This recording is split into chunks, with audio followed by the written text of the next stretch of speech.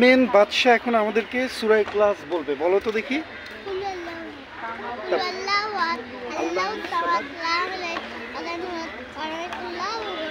এখনই এটার বাংলা আমার সাথে বলবা তুমি। হ্যাঁ, আপনি বলুন তিনি আল্লাহ এক, তিনি আল্লাহ অমুখাপেক্ষী, তিনি আল্লাহ কাউকে জন্মদান করে না এবং উনাকেও কেউ জন্মদান করেনি, উনার সমতুল্য কেউ না, তাই না?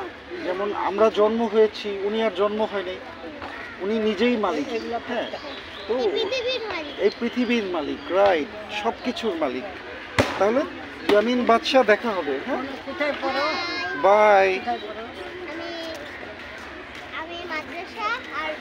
স্কুল আবার স্কেটও করে,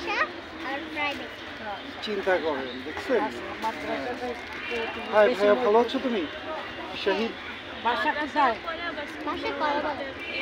ওর কলা বাগান। আসবে, হ্যাঁ এই যে এসে পড়েছে, দেখো একটু পরে আসবে।